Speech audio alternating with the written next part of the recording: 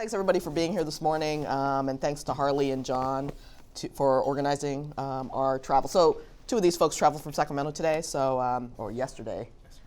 Boy, this time just flies. Sunday's we're going to lose an hour. Yesterday, okay. And as the dean mentioned, we're going to be talking about the real cost of fire today. But as we all know, fire is related to a whole bunch of other things. So I'm sure that'll be coming up in our conversation. So I shared these questions with the panelists before, but I'm sure we will have an organic conversation, and then we'll be opening it up for Q&A for those of you who want to engage with our very accomplished speakers today. So the first question, and I think I'll start with Fire Chief Osby. We're hearing a lot, as the dean mentioned, about February being one of, if not the driest months. And I just heard this morning that the combination of January and February could have been the driest 2 months on record. What do these recent weather patterns and rainfall numbers tell us about what the regions and states' fire season is going to look like? Yeah, thank you for that question. And it is very concerning because, the dean spoke briefly about climate change. And what we've been seeing is we've been having more intense, hotter, longer summers. And even when we have winters, sometimes they're intense, but the duration is shorter. And so we had early rainfall and snowfall November, December this year. But then January and February have been extremely dry. And February is, generally speaking, our wettest month of the year. And we haven't even had a winter rain here in Southern California. It's very concerning. We've already had a grass fire in Antelope Valley, which is not completely uncommon. But what's really perplexing several weeks ago is that we had a half-an-acre brush fire in Palos Verdes Peninsula, which is really unheard of this time of the year. Generally speaking, we're not concerned about that area until the fall. So very concerning. And how should we think about the new fire normal, Fire Chief? I mean, what is the new fire normal here now that you're talking about these various patterns that we haven't seen before? Yeah, the real new fire normal, and from the perspective of the fire department, is that wildfires are year-round. And we've been experiencing that. And so the last decade, 8 of the last 10 years, we've had lower rainfall than normal, hotter summers than normal, more intense fires than normal. And so year-round fires is, from our perspective right now, the new norm. And I should say the fire chief's group is responsible for 2,300 square miles of protection and fire suppression here in the county. So Ryan Buras, you're new sort of to California, and he just spent some time in Puerto Rico. He was telling us all about his adventures down there. What does, from your perspective, being new to the state, but also being Deputy Director of OES, what do you think, given what the fire chief has just mentioned, what do you think is the new perspective on what the fire normal season is? I think the normal is January through December, I think, like you mentioned. There is no fire season anymore, and that's, it's scary for us at OES. We're definitely trying to recruit more talent because when you have fire seasons like we did in 17 and 18, having the manpower to support that, to ensure that we're able to provide that response and that recovery is extremely important. And when you go from 17, which was the worst of the worst, and then 18, you had the Mendo fire, which is the worst, and then Camp Fire happened, and it was the most deadliest. And then 19, while we don't talk about it much, we were really close between Getty Fire and Kincaid to really having another 19 worse than we did in 18. And this year, not having any precipitation in January and February is it's extremely concerning. And it's, to the dean's point, it's not a California problem. This is a national problem. Where I came from, I came from Louisiana, but that's where I was born. But when I came from Maryland on this position, Maryland didn't have a drop of snow in the month of February, first time since 1884, right? So we were just talking about New Jersey and New York not having the snowfall that they did. So, things are changing, and we just have to be very alarmed and prepared for that response. And I should mention that Ryan Buras is the new Deputy Director, as the Dean mentioned, of Recovery Operations in the Governor's Office of Emergency Services. And so they are responsible for coordination and implementing all federal and state programs that assist communities to recover, rebuild, and build resilience. Lots of responsibilities. We were actually talking about coronavirus last night. He deployed a team yesterday. So, Rex, what do you make of all of this from the insurance company's point of view about what the new fire normal is from your perspective and how we need to think about it? I would say qualitatively, the nature of the fire we see today in wildland urban interface areas is different than it was 10 or 15 years ago. The level of destruction, the nature of the fire gets far up into the trees, spreads in a way it used to not to, and just devastates property in a way that it used to not to. Now, at one level, the insurance industry's job is to look at liability over or loss over time. And so we try not to look at any one year and say, based on that, we can predict the future. But when you look at 2017, that single fire season, that single year, the losses incurred by the property insurance industry in that single year were equivalent to the entire industry-wide underwriting profit for the previous 26 years. And then in 18, it was double. So from 1991 through 2018, the insurance industry as a whole has lost $11 billion. So it's a difficult set of math. So now in 19, it could have been just as bad. The fire service, what the fire officials did to protect Healdsburg and Windsor from the Kincaid fire was incredible. But had that not happened, we could have had more devastation on a scale of paradise. And we don't even talk about the Reading fire that happened a couple of years ago as well, which could have been a $35 to $40 billion fire, but luckily the wind laid down. So in an environment of this uncertainty where we don't know, with longer dry periods and shorter, more intense wet periods, well, we have more campfire events where that fire started after the onset of the historical rainy season. So if that's going to keep happening, then you have to take a step back and say, insurance is nothing but a compensation system for society. Is there enough money coming in to the system to then provide the protection that we want for society? So, and I should mention that Rex, as the Dean mentioned, is president of the Personal Insurance Federation of California, and before that, he was an attorney with the law firm of Pillsbury Madison Sutro, focusing on insurance and banking. And before that, he held positions with the California Department of Insurance, including serving as Deputy Insurance Commissioner. And I have to say, whenever I have lunch with Rex, I learn a lot about insurance. So let me ask you about... It's actually interesting. It is. It is. I had no idea. But now I'm a little better informed, as you will be too. So picking up on that theme, Rex, Frazier, how should we think about the financial, emotional, social, and other costs associated with this new fire normal that we're all accepting as real now and that we're having to deal with as we move forward? So what about all the costs? Well, it's a significant issue. A couple examples that helps me think about this is in 1992, Hurricane Andrew bankrupted 11 insurance companies, a single event. And that set off a reevaluation of our understanding of the power of wind and what we can do at the parcel level and community level to protect ourselves. And 10 years later, the science was significantly advanced, and now we can tell you with a much greater degree of specificity what it takes to protect against wind. Then after Loma Prieta and Northridge, then it set off a similar exploration of risk mitigation for earthquake. So we're just at the beginning of that for wildfire. Because what can you control at the individual level? What can you control at the community level when you have not just a one-off home fire, but you have a fire at 50 and 60 miles per hour with fire well up into the trees and embers going a couple miles? What's within our control? I think we're just starting to ask the questions we need to ask, because up until last year, catastrophic wildfire was not even viewed by credit rating agencies as a top-tier risk. It was only in May of last year that Moody's elevated wildfire risks to a primary risk consideration for credit purposes. Before that, it was other perils like tornado or earthquake or hurricane. So we're just at the start of really understanding what's within our control. In the meantime, obviously, that puts the markets into complete disarray. Global pricing for reinsurance is now much different than it was 2 years ago.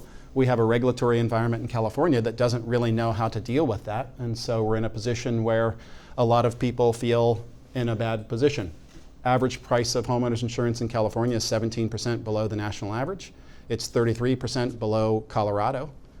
So insurance companies feel like, well, we're already underpriced in California. How, if we have a fundamental shift in the way fire is going to behave and the nature of the risk that properties face, how can we continue to operate the way we did 5 years ago? Meanwhile, over the last 10 years, the average price in urban areas has gone down 10%, and the average price in rural areas has gone up over 12%. So rural people feel like they're unhappy.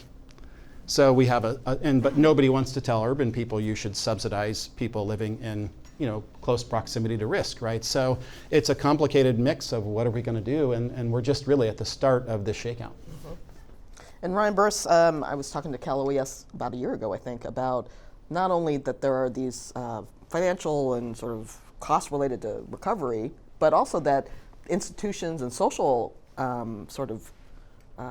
efforts need to be made to encourage and sustain these recovery efforts into the future. So can you talk a little bit about sort of the costs to Cal OES, because we know that Cal Fire is having to spend more and more money to put these fires out, but also what are the other things that Cal OES is working on in terms of recovery, and how much is that sort of, what's the cost burden to that, emotionally and financially?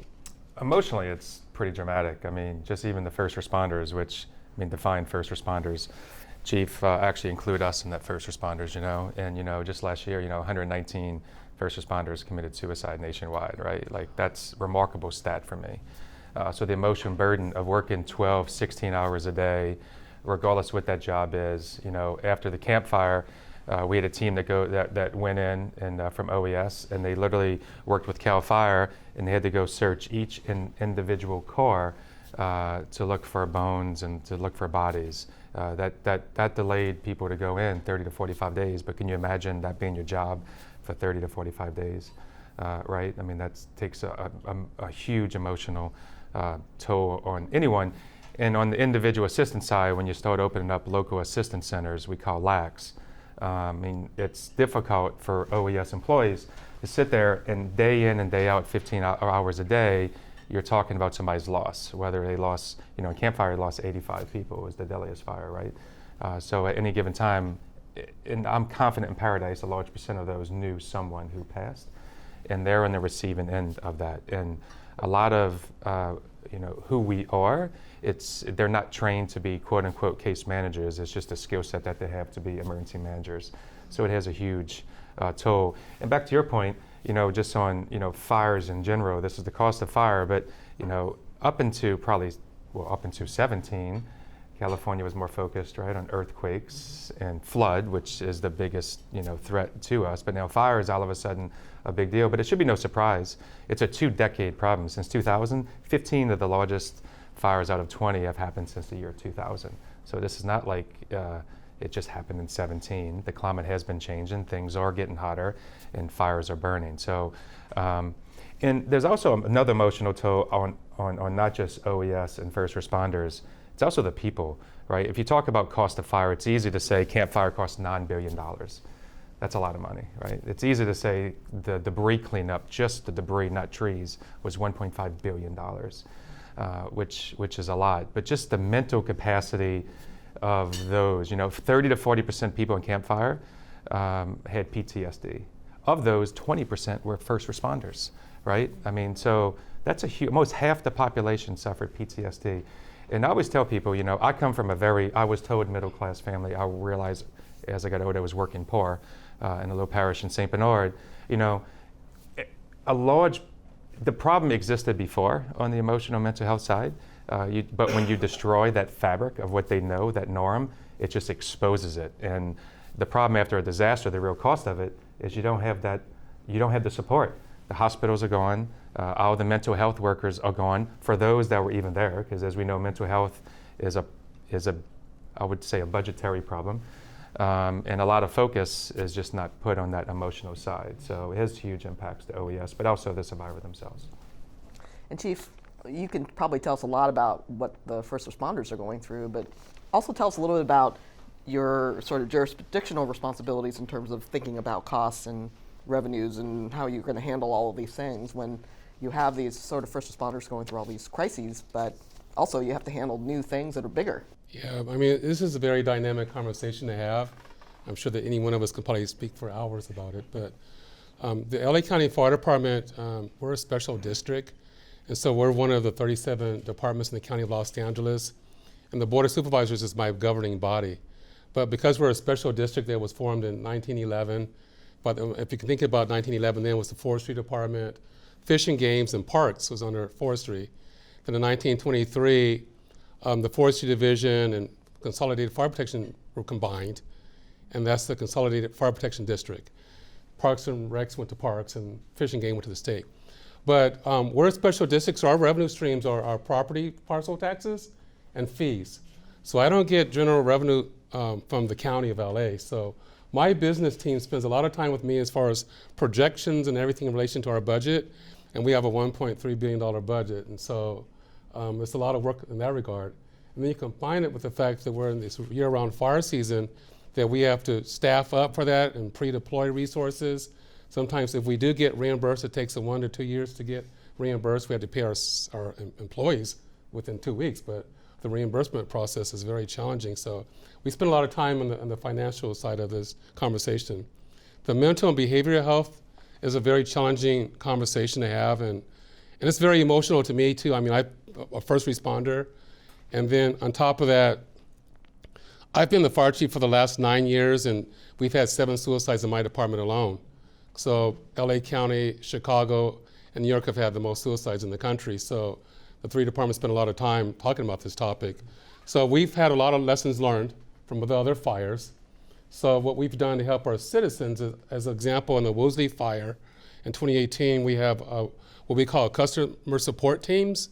So as the fires burn through, we'll have firefighters and our staff bring citizens back into their burned areas to try to recover whatever valuables they have, and they can see their home. So it helps them with their mental impact of losing their home, and even when you can help them find a ring or whatever, that really brings gratification.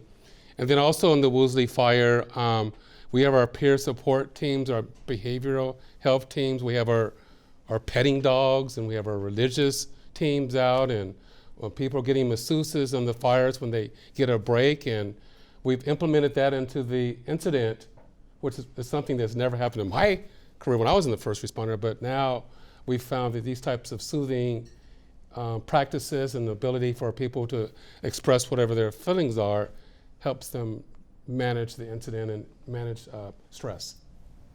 One thing I'd like to add on that, on the Camp Fire, not the Woolsey Fire, but the Camp Fire, you know, the California's HHS program actually trained 190 social workers to work with the first responders on a daily basis, and that was a really good best practice. So that's something we can hopefully move forward. Yeah.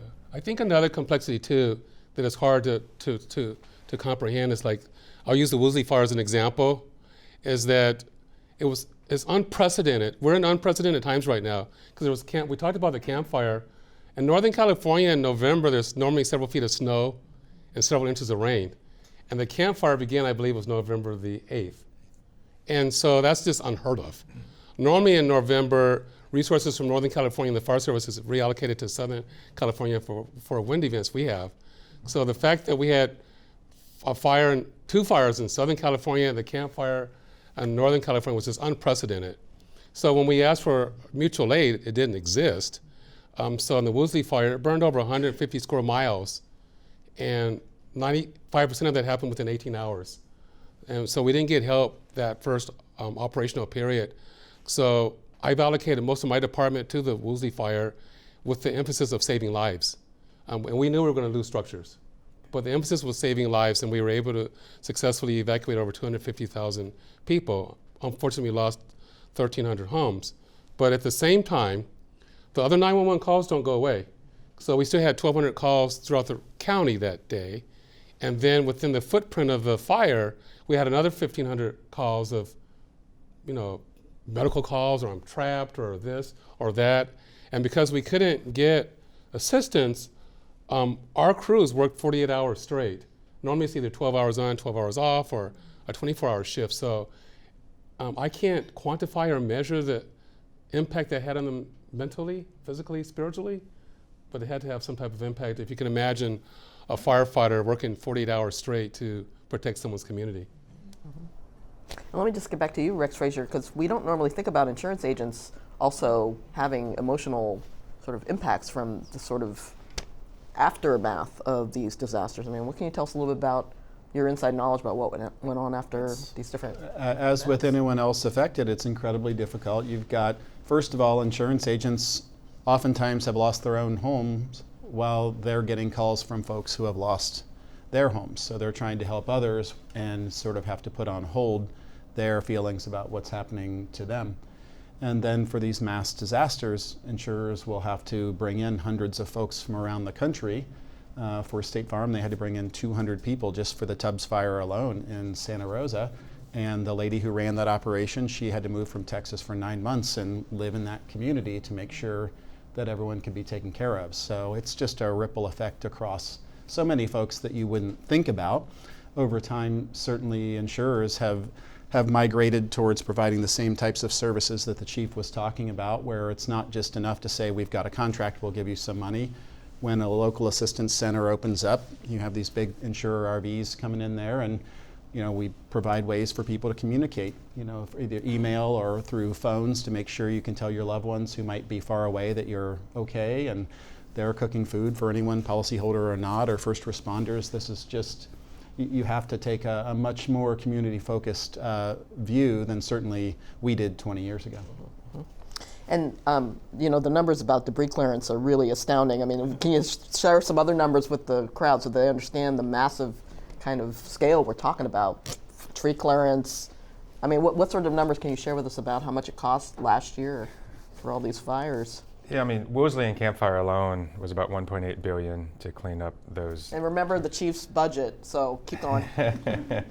The good news is we do get 90% of that back on the federal side. But still, it's a huge expense. It's also a lot of time, right? To give you an example of how much debris we cleared, we removed around, I'll give you the funny stat of the day, around 570,000 elephants. So if you can imagine that, that's a lot of elephants. Not actual elephants. No, yeah, we didn't. The size we did of not, elephants. Yes, actually, the tonnage. In trees, this is the first time we ever gone into a tree mission at this scale. We're going to have to remove up to around 300,000 dead or dying trees within 5 years. The rule is it would be dead within 5 years. It has a huge hazard. They're actually falling right now in Paradise. We get reports every single day trees are falling. So my team is about to award a contract to remove 300,000 trees. And the unfortunate thing is you have to bring those trees, you have to process those trees. And I gave my team the timeline of 9 months. The governor and my director gave me a timeline of 6 months, so we'll see who wins. I'm hoping it's more closer to 6 than 9. But it's a huge tally. In debris, there's a whole process for debris. It's not like, you just have some plastic or trash. You have health and hazard materials you have to go in and remove first. After that, then you have to remove the debris themselves. And most of these fires, they're burning so hot that you have to remove the entire slab, which is, I would say detrimental just to that homeowner, because when they go there, all of a sudden they just literally left with a piece of dirt. And there's nothing that resembles their home, and that process takes a long, long time. But 3.4 million tons is what we removed so far. That's not including trees, but that's a lot of tonnage, a lot of debris. So speaking about all this stuff that you have to do all the time, so the state's kind of considering new ways of managing water storage because of these atmospheric rivers and other different changes in the way rainfall happens here in the state. When atmospheric rivers are when you drop a lot of water in a very short time frame. For one storm drops a lot of water. So you can't capture all the water over time because it's not going in a very nice, slow pattern. So, Chief, I mean, what sorts of things is the county thinking about in terms of how you rethink fire in the context of the state rethinking water? Because they go together, right? Well, they do. I mean, water is a firefighter's best friend when there's fires. But I think that as it pertains to wildland fires, is to increase public education in relation to prevention. Over 90% of wildfires are man-made or created by humans. I mean, very small percentage is lightning. So you can figure that most fires are by some fashion created by us, and so we need to do better public outreach and education in relation to prevention, number one. And then number two, we're really looking at the building codes and our clearance to ensure that when fires do occur, that we have defensible space around homes. I know that even Rex and I, we spoke last night, is we really need to also have more dialogue like this to really get out of our silos. You have the fire department silo, you have the building and safety code silo, you have the state silo, you have the insurance silo, And then you have our communities, because they need to be partners with us too. I mean, those are their homes, that's their property. And then we have the policy makers, and then we have the institutional centers like USC.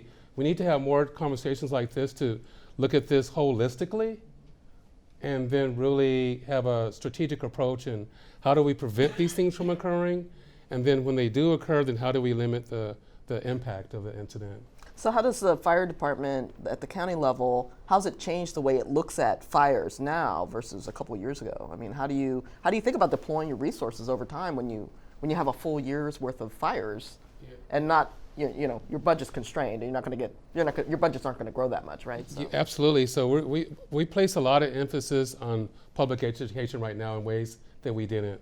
Now, as far as getting our community liaisons into communities and our firefighters into communities to really talk about them partnering with us, you know, to ensure that we prevent fires, number one, to really talk about our fire codes and fire clearance and defensible space, that they're partners with us to ensure that they have safe communities. And then we have a Ready, Set, Go program, which means what you do prior to an incident, and then during an incident and after an incident. And we updated that process, and we have over 50,000 people that live in these areas in our district, and so we're mailing those out right now, and we're going out to meet with them. And then last but not least is that really locally developing better relationships with my partners. I know it's not in complete alignment with the state as it relates to mutual aid. I have a responsibility for mutual aid also as my day job, but in some instances we rely on the state of California has the best mutual aid system in the world, but sometimes it could be clunky. As I talked to you about the Woolsey fire, the 95% of the fire burned in 18 hours, and some of our help came from Texas, so it was 3 or 4 days later. And so having improving relationships with LA City Fire, Ventura Fire, Orange County Fire, that when we have an incident that I can call my peer and say, hey, we need these things now, and vice versa. And those are things that we've changed. And I know we've talked about money. I know I have a fixed budget, and they do too, but it's cheaper to do that than to put the $1 billion loss into an insurance company. Or from me, from the business side, is that when I lose homes, I lose parcel tax. And the county loses tax. So it's a lot more sophisticated from just being first responders. I'm looking at the business of this awesome relation to prevention and public education. Yes, interesting. So Ryan Buras, you're probably talking with other people at OES, I'm sure, because you see them all the time. How's the state thinking about water storage and how it relates to fires? And I mean, the chief just said, water's a friend, but that's we're not thinking about that as much. We're trying to save money on the front end by doing prevention. How's Cal OES thinking about this stuff? Yeah, I mean, water's always been a problem, right, for California. Yeah. So I think one thing the fires did do is before 17, we have all this money.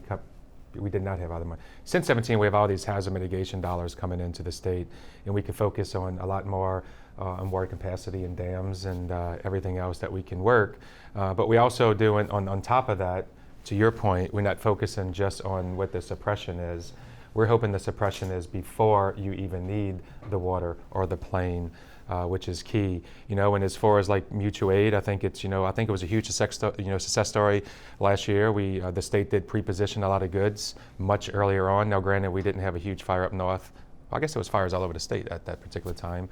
I don't look at the dollars as much. I just look at the response, and we shoot it out, and I ask for forgiveness later. But that's why I'm here. But I do think, just on the mitigation side, I think this is all the policy makers, right? Whether you're a student or you're a faculty or the dean. I mean, this is what I love about, working in the public sector is, mitigation is pretty new. It's a pretty new program. How we come up with defensible space, what does that mean? It's a pretty new program. The WUI code that was built here not too long ago, there's a lot of improvement, and this is where we are today. There's so much that we can do to advance the future of the state of California, because let's make note, you mentioned it, mutual aid's the best in the world. I think California has the best emergency response in the world. I think we have the best counties in the world. We are the example for the U.S., which is amazing. But there's so much more that we can do, and that's one reason why I'm so glad I'm here. I'm so glad that you're looking at us speaking, because I hope this is exciting to you all, because without you all in this room in the future, discussions on mitigation, discussions on what exactly does defensible space mean, and one thing about defensible space we always talk about, hey, it has to be 100 yards or 30 yards. But once you do it one time, it doesn't go away. You have to keep doing that, right? And so everything's at the local level. So what do the locals do? What is their plan? What is their budget to make sure that people are continuing with that? Do you put a lien on their house if they don't do it? I mean, these are real discussions that at the local level we're having, and even at the state level, is this something that has a mitigation that we can do working together? One big thing we're doing, I know I'm talking long about this, so I apologize, is, to your point, when I got here, emergency management is about one thing in my eyes. It's about relationships. I never met Rex before. Actually, I hope I don't meet you again unless it's peacetime. But it's important that we go out. Right now, I have a team right now in LA County designing how would recovery look in LA County, because it's all about that organizational structure. We're going to be fine in the state of California. We have a great team. We actually have a strong federal partner in FEMA in Region 9. But if we don't have a strong partner at the state with every single county and every single city, I'm learning LA County and city is different. But that's important conversation to have now, not during the event. And that's one thing we're pushing towards. And mitigation dollars, to give you an example, we have over $1 billion in mitigation dollars coming in. We're about to get another $400 million of hazard mitigation dollars coming in just from the 17 and 18 fires. We have CBDGDR, which is the HUD program that pumps in money. They can have another $300 million of mitigation dollars. Up until this point, you know what the plan is of how we spend those dollars? We send out a notice of intent, and some great grant writers from big counties respond, and they get awarded. Well, we say yes. It goes to FEMA. They say yes. But don't you think we should collectively now work as a state, right? How do we mitigate the state of California? How do we use these billions of dollars encourage counties to work together? Have Mendocino and Sonoma County, which may not be the best partner, but how do we partner with a great project and move this needle forward? How do we get LA and Ventura and others maybe come up with this great mutual aid using these mitigation dollars? And this is what we need to start doing. This is one thing we're driving to do, because that's a lot of money coming in. And if we just keep doing it, the notice of intent, you're going to get these one-offs. And I think we could do a lot more in the state. Before I get to Rex, let me ask the chief could you just explain to everybody how mutual aid actually works? You make a call. How does this actually get activated? Well, call your buddy on his cell phone? Yeah, there you go. Well, sometimes that's the most effective way. We have the local municipalities, we have the state municipalities, and then we have the federal municipalities, and we have complicated agreements. So I'm not going to get into that. And then we have our volunteers and all that. But the state, through OES, has a mutual aid system that all the local, state, and federal entities play. Then the state is divided into two regions, northern ops, southern ops. And then within those operational areas, there's 6 regions. And in Region 1, I'm the regional coordinator for the fire department, the sheriff for law enforcement. There's a law and fire branch. So in Region 1, it's LA County, Orange County, Ventura County, Santa Barbara County, and San Luis Obispo County. And so in each of those counties, there's operational areas. So when you have an incident that exceeds your operational area, you can go to your county. Then if it exceeds the county, then you can go to the region, which is me for those 6 counties. And then when it exceeds my capacity, and we just coordinate, then I go to my region next door or South Ops. Then when it's huge, then everything's going to Sacramento. Yeah, through him. So that's just really the migration of mutual aid in our state. And it's an amazing relationship that we meet every other month to talk about these types of things like we're doing today. Perfect. So Rex, let me ask you, so we've been talking a little bit about mitigation, prevention, hardening, defensible space. From the insurance kind of company's point of view, how effective is that? Well, now we're starting to get to the harder the harder issues. I would say the previous comments made about the strengths and weaknesses in the system. Our response capability in California is truly a model for the country, if not the world. And that's been a traditional strength of OES. I think the opportunity for us going forward, now that we have this notion of something has changed with fire, is to have this type of dialogue and focus on what we do before the incident happens. That's where we just typically have been very siloed. We typically only interact post-disaster when everyone's focused on placing people back where they were before the disaster. But as we think about what to do in preparation for the inevitable disasters, there's a lot of difficult conversations ahead. And from the insurance system, we have to decide what type of system that we want, right? In insurance, there's three parts of the business. There is the issue of, is an application that a company receives going to be accepted? That's called underwriting. Do you say yes or no to an application? If you say yes, then you go to rating. What do you charge someone to have that contract? And then after a loss, claims, how much do you pay? So we have to decide, at least for the insurance system, what balance of those three things do we want? Because if you push in certain areas, a negative pops up elsewhere. So in California, of course, the political process, we want big claims payments post-fire. No problem. Well, so we face bill after bill that says you have to pay this extra amount than you paid the year before, or what have you. No problem, but what do you think that does to then the rating component, right? Our costs go up, we go to the state. Well, we're price controlled in California, so you cannot just change your price like a gas station could or something like that. You have to go to the Department of Insurance and say, may I change my rate up or down? And that typically takes 6 months at least.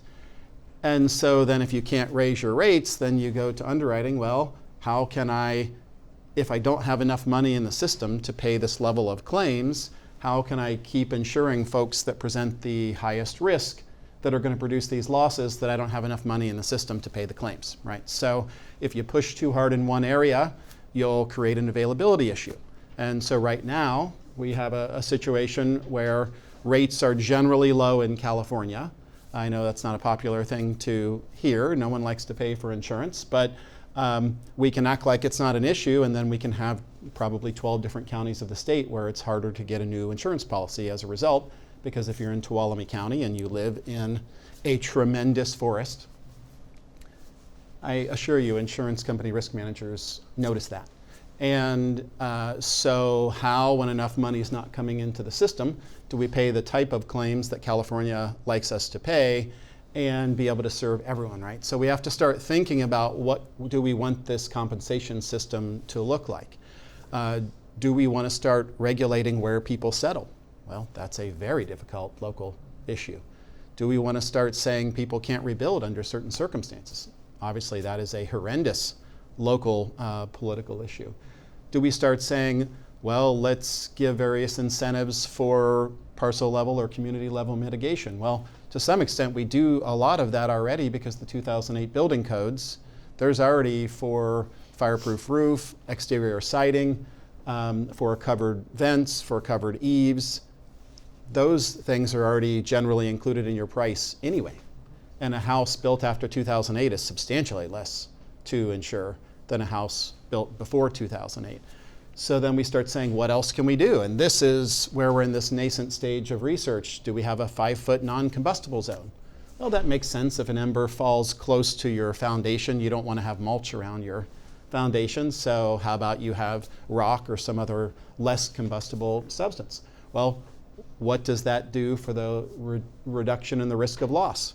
Nobody can tell you with certainty. We don't want to tell people not to do it, right? I have a home in the woods and we do that. We don't leave burnable things, but we have a deck. We have a boardwalk up to our front porch.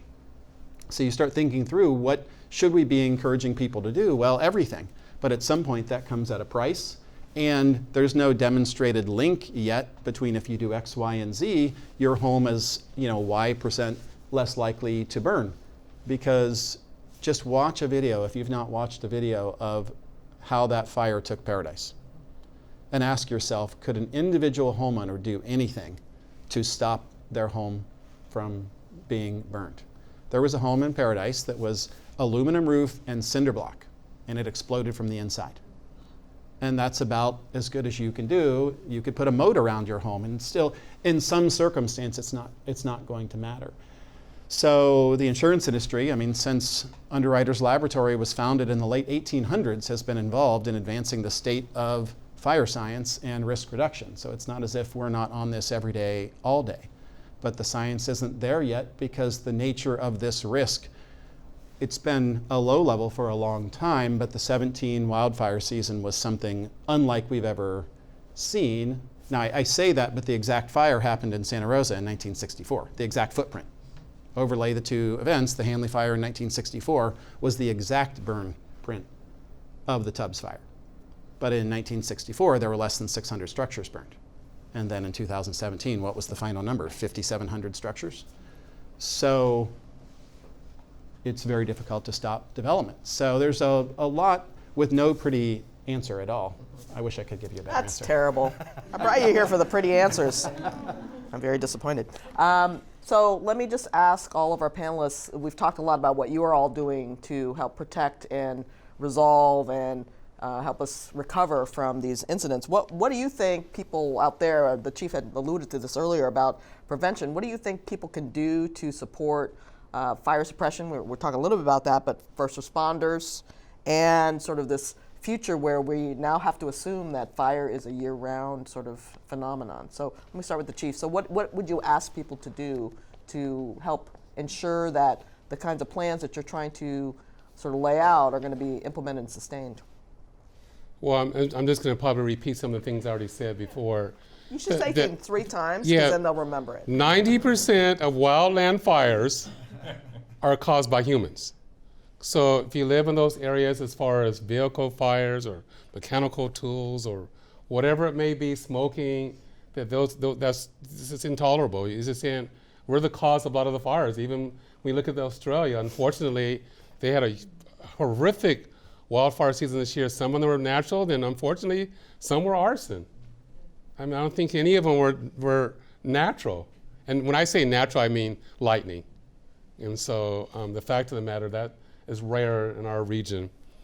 And I think that, as it pertains to our codes, as it pertains to defensible space and combustible material around your home and all those things, you have to look at that as a minimum and then exceed it, because the fact of the matter is that defensible space means that your home should be able to stand alone without a firefighter being there.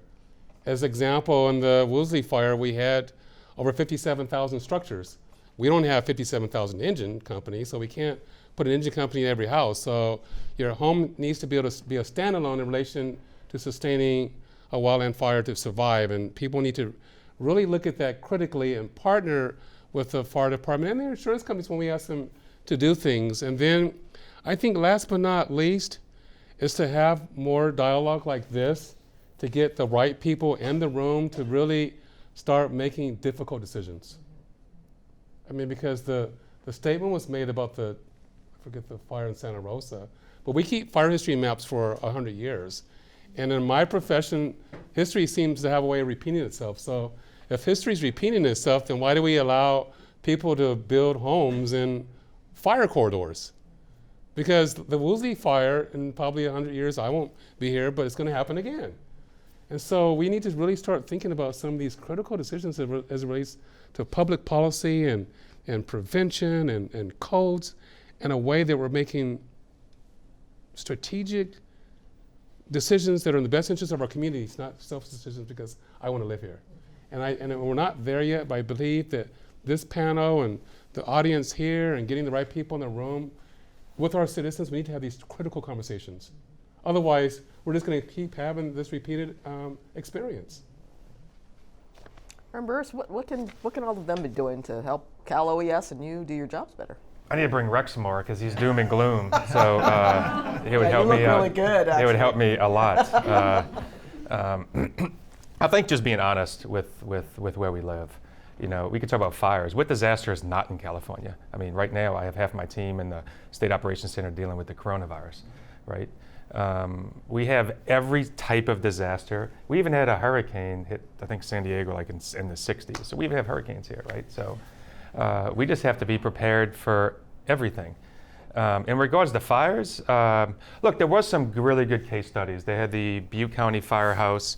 They did a lot of defensible space. They actually burned the pine trees up to like 10 feet. And everything around them burned, but the firehouse did not burn, which was a remarkable case study. We had over 900 homes in the town of Paradise did not burn. Of those, over half actually had a 100-yard marker. So they had a lot of stuff that they cleaned. So that's a good testament. And you know, Rex and I were talking last night and this morning, and I think it's important, Rex, that you know people like you and I continue that discussion, right? Because we have the same vision, right? We want to have people insured. We want to make sure. The best thing for insurance companies is to have something that doesn't go away, right? And you continue to pay in, and you don't have these losses. I think it's important to tell people that you know, just doing a little helps. For instance, 2011 we started the Brace Bout program, and that was for earthquakes. That was the big thing, and it still is the big thing, particularly where we sit. But we had a metric of within 10 years, 10,000 people would sign up for that. This month we're going to meet that metric, right? So that shows if we at the state, right, and we properly invest those mitigation dollars where we need to go, people will sign up for those, right? So I think it's important that we talk about, you know, with CAL FIRE and the local communities and get them involved and have those tough conversations of saying, hey, you may need to spend that $1,000 to get this $3,000 to have a roof that can withstand a burn for 20 minutes. If you look at the Paradise Fire in Woolsey, these fires, I mean, I don't know what the burn rate was in Woolsey, but Paradise was a football field a second, right? So, but if you have something that can sustain a 20-minute burn, maybe you have a shot. You know, we just replaced, there was in Bear Creek, 3,000 rooftops that were wood shingles, right, with you know, like the Cat A roofing. But that was a huge investment for the state, over 6 grants. I think these are the types of discussions we can have with the communities. To your point, I'm very sensitive to people saying move, being from New Orleans after Hurricane Katrina, and probably people in this room said they should just move. I think we should first do an economic impact study of what that means. But, you know, like Concal has burned 5 times in the last decade. So these are those tough discussions we have to have locally. And we just have to be honest, to get the right people in the room, and collectively, I guess, just be real about the true you know, disaster zones that we face here in California. And can you explain to everybody what the Brace program is, so they can sign up? You get like 30 You more. can. You get $3,000. You can make yourself your home more earthquake proof. You can do a lot of anchoring to the homes. It started in 2011. FEMA does have this, but FEMA is dependent on the year before's disasters. And California said, hey, this would be a great way for us to invest in the state. Let's add $3,000. People can sign up. Most people forget about it until Ridgecrest happens, right? And then all of a sudden, people want to do it. But it's a huge success program that we've done in the state. So. But it's very difficult. This is the 3rd iteration of an earthquake retrofit program. The Earthquake Authority had 2 previous programs that never were quite deployed correctly. So the California Earthquake Authority was, in 1996. So look how long it's taken just to get the 3rd iteration right for how we do this. You know, that's where we're at with fire science. So what does this audience need to know about? I mean, I've learned a lot about insurance, but they don't know all the stuff that you've been telling me for the last, you know, year and a half. So yeah, there's seldom a right answer. It's just what kind of system do we want. I would say I met a gentleman here from Edison. I feel so sorry for the push and pull that utilities are facing right now, because they have a lot of work ahead in terms of removing fuel near electrical wires, right? But then when they try to undertake the mitigation, all the community pushback they get places them in a situation where they feel like, well, what should we do? We don't want to turn off power to a bunch of people because people get mad at us because food spoils, or if there's a medically vulnerable person, what's going to happen when they try to remove fuel near fire lines or near electrical lines? Then they have issues. So I would say one thing to think about is, just as a member of a community, how do you approach, I think, the difficult issue of what is going to have to be, we can't just let nature do what nature wants to do and continue to settle in the patterns that we're settling and do nothing.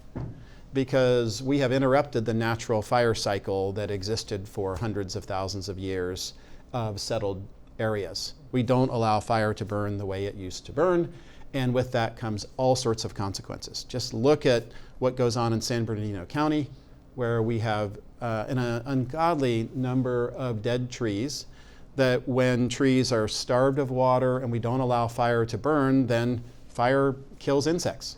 So now you have beetles that can go and start gnawing away on these vulnerable trees, and then these trees die, and then you have just, what, a big fireplace ready to go up, right?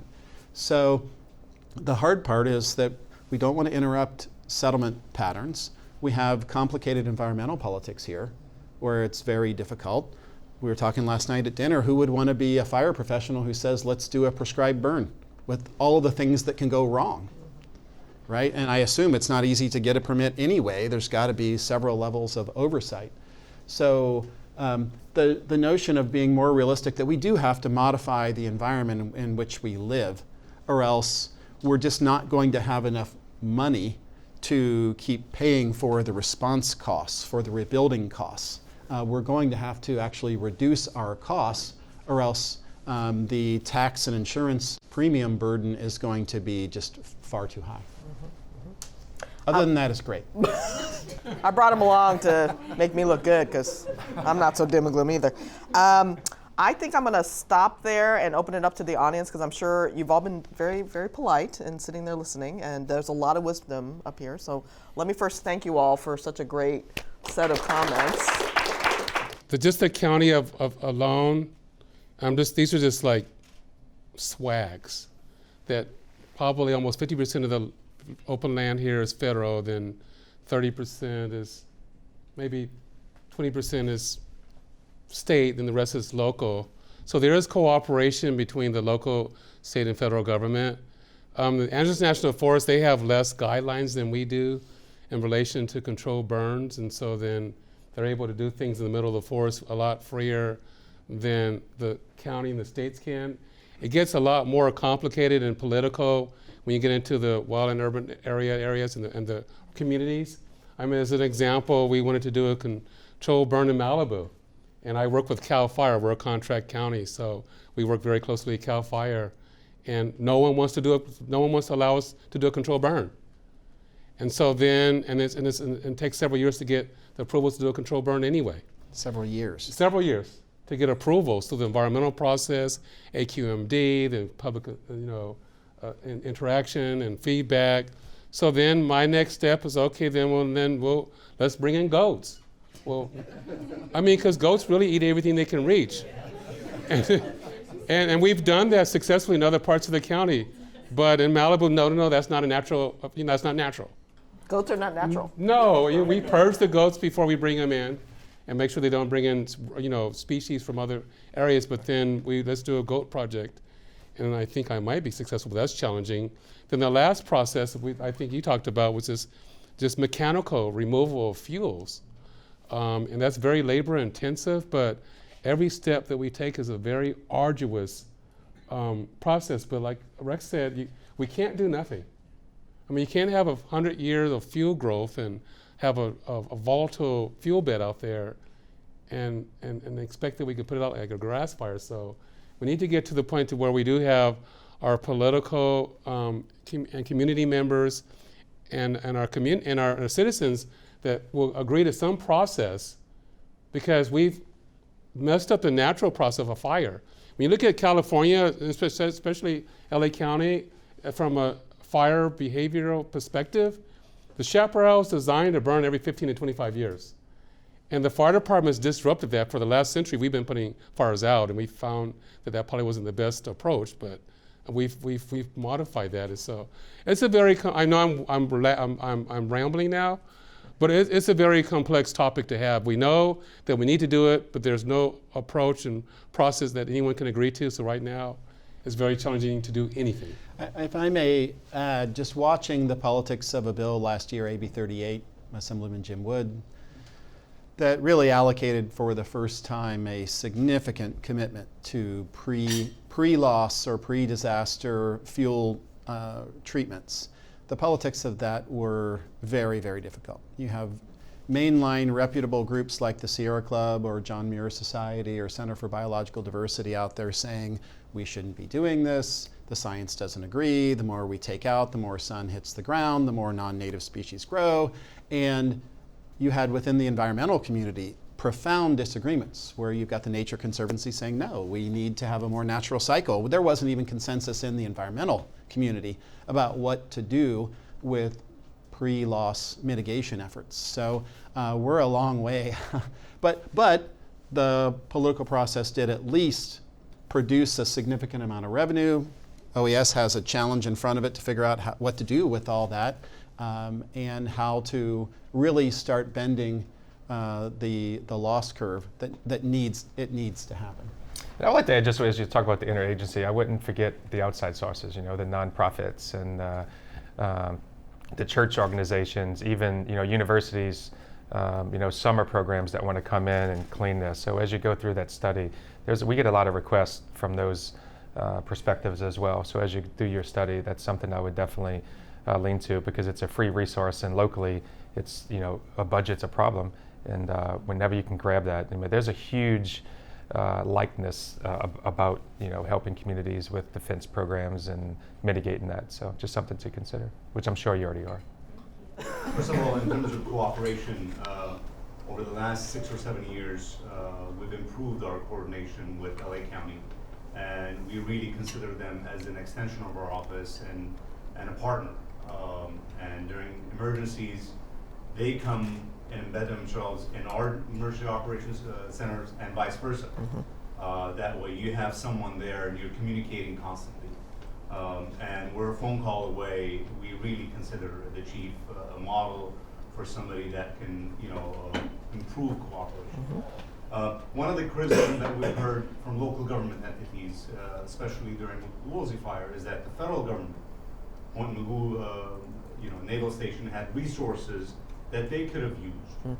And it was easier to tap into them than out of state, like the chief mentioned. However, the local authorities were precluded from tapping into the federal resources before they used up all the, the mutual aid and resources that were in existence. Is that something that you lobby on to, tap into the first available resource instead of the mutual aid and the, the agreements that exist? Because Ventura fire and the Ventura Naval Station was a lot closer. They could have responded. Yeah, first of all, I just really do want to just publicly say that between the LA County Fire and Southern California Edison, we do have a good relationship. And it actually goes way back. That's good that you both agree. Yeah, no, it really goes back to fuel mitigation projects that we've done decades ago in relation around their power grid. And then for our first responders, as far as their utility lines, they provide training and equipment to us. So thank you for that. And I talked about this earlier when the question was asked about mutual aid. It's very complicated from volunteers in the state, federal level, local, state, and federal level. So what we do, try to get the nearest resources to the incident. But when it deals with the federal assets, the local municipality, we don't have a direct correlation with the federal government. We actually rely on OES, and so I don't get involved in those politics, but I just know that it's very challenging in some instances to get the National Guard or some other assets to the incident when there's local resources available. But I know that we've been having meetings at all levels of county, state, and federal government to in the future that whatever resources are available, that we can get them to the incidents quicker. Yeah, from the state side, I was not here for that. I was here at the end of that support, but so I can't answer why that wasn't used. I can answer we have a great working relationship with FEMA at Region 9 in the Sacramento office. When we get an FMEG, which obviously we did for Woolsey Fire, it does not only provide that reach back for those resources, but it also gives a mechanism to reimburse the counties in the cities up to 75% of their resources. So I don't know that particular instance, but I can say, we speak with FEMA daily, see what the federal resources are. When we, particularly during the Kincaid and October, November fires, we were constantly on their phones. Luckily we had enough resources in state to manage that, but so I can't speak for that particular one, but I can say we have a great relationship with FEMA, and hopefully that's not a comment next year. Yeah, so when I say federal resources, like the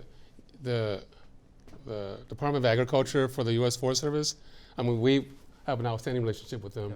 But I think the resources you're referring to are military assets. Right, DoD, right. Yeah, and those sometimes are a little bit more challenging.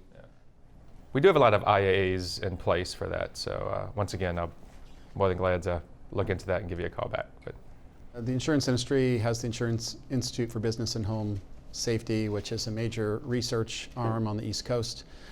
And they, along with a federal agency or a federal group called NIST, which is a part of the Department of Commerce, they are top-of-the-line research. And both of them have a mission right now to figure out what's within our control. In California, you have to have at least 6 feet between homes. Well, I think they've concluded that's not enough to stop house-to-house transmission. Well, should it be 10 feet? Should it be 50 feet? You know, that's the type of research that they're doing right now. If it's only going to be 6 feet, are there retrofits to your home that can be cost effective that would reduce the likelihood of house-to-house transmission? Because if you look at the Santa Rosa fire, Coffey Park, the reason that was so devastating is once fire took hold in that community, you had house-to-house transmission. And it really, once you have radiant heat that's so profound, it's very difficult to retrofit your home to stop that from spreading.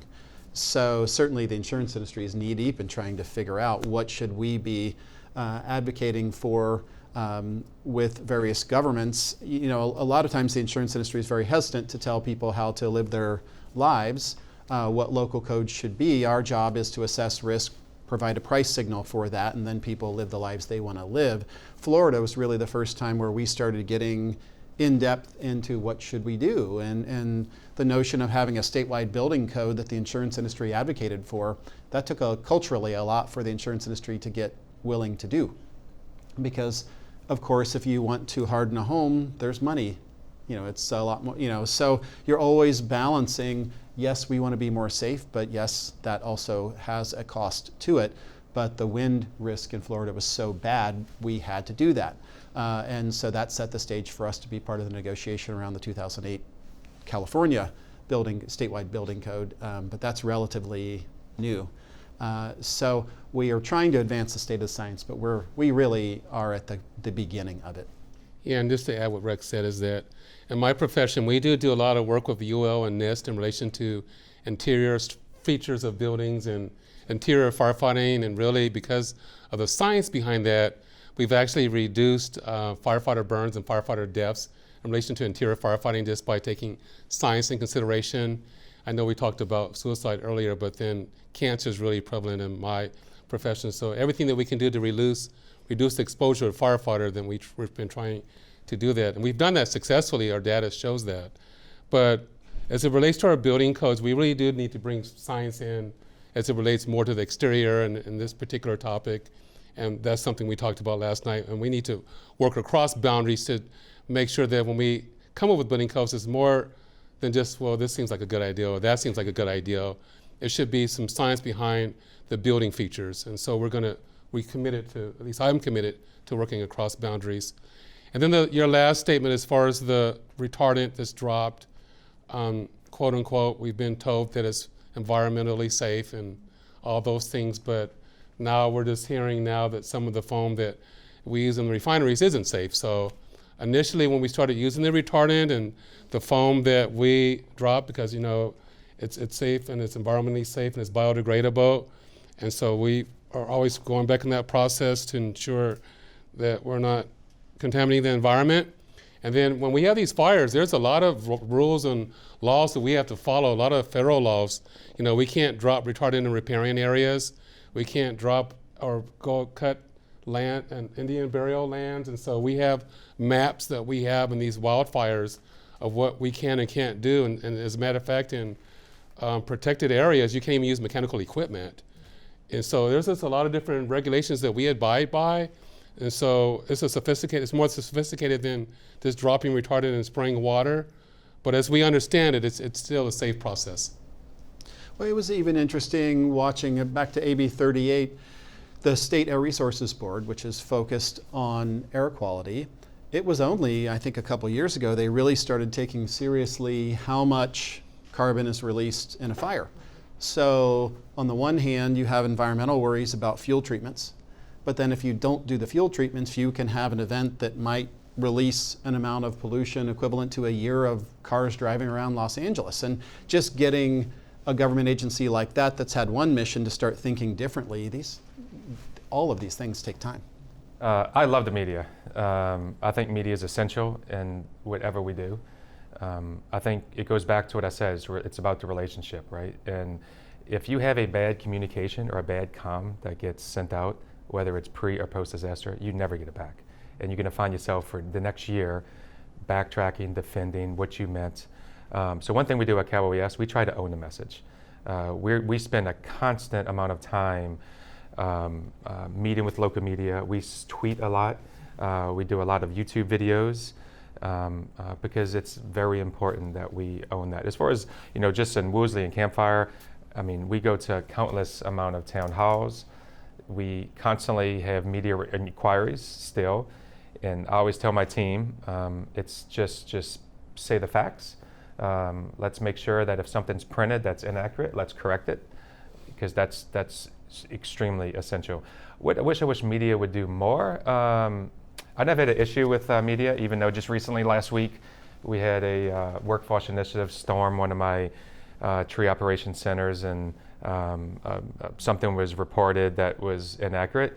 I wish in cases like that we can be more upfront and more, not upfront, I wish they would come to us sooner and we can, collectively own that message. But all in all, I think the media here has been pretty good, at least on the disaster side. Coronavirus, obviously, we're definitely out in front of that. We definitely have a lot of media coverage. We meet constantly inside the State Operations Center, even from the governor, from the director. We have a crisis comms deputy director that's focused just on the media. And I think it's one of the most important things that you can do pre and particularly post. The problem with post is things get boring, right? To the media, not to us on here. You had 17, you had Houston floods, you had Florida, you had Maria, and then you had this little fire thing, right, in California. We really never got the press. The only good thing for us was anything that we did wrong was overshadowed by what was being done out east. But that's not a good place to be, right? And even the campfire now, there's still not a lot of media coverage on that rebuilding effort. Right now it's all coronavirus. It's all what's gonna sell today. And let's not mistake, we lost 14,000 homes during the campfire, just alone in the campfire. You had 5,400 structures in the Woolsey fire. We still have, over 600 people in group sites that were built in a fashion that has no picnic tables, no swing sets. It's just a unit on dirt that people are living on. Let's not, forget that, the majority of homes in Paradise were valued at $200,000. To rebuild them now, with $300,000 to $350,000, right? Of those, 20% were $100,000. That was the median before that. I would like to see more of the media coverage on the mental health capacity for Butte County. 20%, bless you, 20% of people in Butte County below the age of 62 have a disability. The state average is 6%, right? That's huge. That's more than double the state rate. That's a story, right? And that's the rebuilding. And you can tell I get real passionate about this because, we're a year and a half in. Now we have the coronavirus. That's one thing, but it's going to be, it doesn't, solve, Woolsey. It doesn't solve these other incidences. And unfortunately, news media is, it's what sells, right? But I do think Cal OES, that's why we try to make sure that we tweet, we stay on top of it, so at least we're controlling that message. Yeah, and to answer your question, from my perspective, I agree with everything that was just said from a local level, especially in LA. I mean, the media is just they're a monster in relation to all the different media outlets here. And so before the incident, we do a lot of work with the media as far as our training and relationships and what we do and public education. So every time we can interact with the media, it's kind of like here is that the more you know people on a first name basis, the better the relationship is. And so we work very closely with our media on an ongoing basis, number one. But then they're extremely critical when we have these types of wildfires because generally speaking, at some given point, we rely on the media for instructions to our communities as far as evacuations, evacuation routes, evacuation centers. Then at some given point we lose the infrastructure within the community when we start losing power and water and power lines down, and then we're dealing with law enforcement to give special instructions. So we really rely on the media for that evacuation process early on into an incident. But I've been doing this for several decades in relation to major incidents, and so we have these phases when we have incidents as it pertains to the media. So the first several days, the firefighters were awesome. We're out there putting our lives on the line, and they're doing all these heroic things and ... But somewhere around day 3, 4, or 5, then there's a transition. Well, what's the cost? What's the cause? Why is it taking so long to put the fire out? And they'll start interviewing citizens like, we protected their house last time, but we didn't protect it this time, so it burned. And then we have the emotional aspect of the coverage, and then we have the investigation aspect of the investigative media from LA Times that start coming in, start questioning our tactics and strategies. So that's generally the phase that we go through, from being the heroes the first couple of days, then a lot of questions afterwards, and then the rebuild process. And then when we have community meetings, and those are very challenging meetings, and I've done a lot of those because I feel I have to protect our firefighters to go out and explain why we lost communities. And those are tough meetings, and I know that I get paid, and my position dictates I do this, and we get media coverage for that. But then I agree, as it relates to the aftermath, the rebuild, the prevention, the emotional aspects of it, these types of deals, it would be better if we've had the media to really help get the message out. Because really, when you think about the triangle or the circle of these types of incidents, the prevention and the response, that's the easy part. The mitigation and the rebuild, that takes years to do. And we get no real coverage on that. I think that would be a lot more helpful in relation to this conversation if we did get that type of coverage. Well, Chief, I'm jealous. At least you have a couple days where you're heroes. We're never the heroes. The media is incredibly important to what we do because there's a life cycle of an insurance claim. And in the beginning, it's all about just getting people what they need for their immediate needs. There's an insurance benefit called additional living expenses, where basically insurance companies hand out large stacks of cash so people can go to Target and get clothes, or they can get a rental car, get hotel. That part is generally easy. Then we go to debris removal, and that's more of generally a government-related set of stories that's generated. But once people start turning to meeting with a builder, start figuring out whether they purchased enough insurance, and then of course prices go up significantly for building after a major fire when there's demand surge, then you get every sort of anecdote possible for why our system is terrible. All the different claims processes. And you have to be honest, in any major system, after a major disaster, there's going to be cracks, and we're going to do some boneheaded things. There's going to be an adjuster who says something terrible, and when that turns into a story, the problem is it goes to Sacramento, and then that media, depending on the stories, starts to establish certain constraints or mandates of what the political process has to produce. And so every one of those stories could turn into a bill. Sometimes when we do things properly, after a big fires in 2007, there were 0 bills in Sacramento. After fires in 2003, we did lots of things that weren't so good, and we faced 15 bills. So, and that's all driven by the media coverage. So I spend an inordinate amount of time trying to tell a story that is by nature complicated, right? I don't have an easy soundbite for you because the insurance system's super complicated with lots of trade-offs built in. That's not typically susceptible to a good story when the reporter gets the assignment in the morning and has to have something in by 5. When you get an investigative story and you've got a week to work with a reporter, then you can at least try to build in some nuance into a story.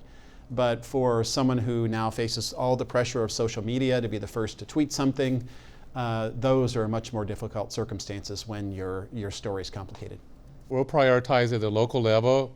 So if we have 2 simultaneous fires in a jurisdiction, then the priority number 1 is life. And so if we look at the life threat, the environmental threat, and then property loss, so in that order, generally speaking.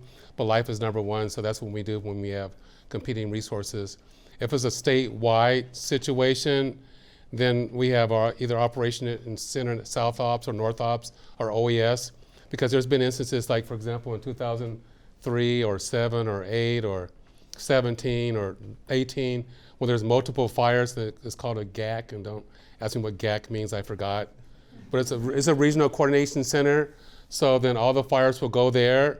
So if there's a half a dozen fires, then they'll look at the life threat, the property loss threat, the environmental threat, and then those fires will get scored. And then the next day, if it relates to limited resources for aircraft or crews or bulldozers or engine companies, that's how the fires are prioritized. As it pertains to weather patterns, and I'm not going to really get into climate change one way or another. I'm not an expert in that. But you know, I wear several hats, and one of my hats really goes back 100 years ago. I am the forester and fire warden for the County of Los Angeles, and so we do have our foresters that monitor the weather patterns and fuel moisture. And so when we look at we have like flashy fuels, 1 hour fuel, 10 hour fuels, 1,000 hour fuels, and then there are 10,000 hour fuels. So then when we look at our sequoias or our bigger trees, and you can look at weather patterns in the trees and kind of do some type of projections, they can, you know, not to whatever percentile, 100%, but it can articulate that it looks like we might be in a 50-year drought right now, you know, plus or minus. And so if that's accurate, based on what we've seen the first decade, then as it pertains to wildfires, then, you know, it's going to get worse before it gets better, number one. And then number two was compounding the situation. When you look at the budgets of just not the local, state, and federal municipality, there's less fire apparatus in the state of California today than there was several decades ago. And then in addition to that, most fire departments are extremely busy. I mean, my fire department, since I've been the fire chief for the last 9 years, our call volume almost doubled. 80% of our calls are medical calls. And so when we get these major incidents, the call volume does not go away.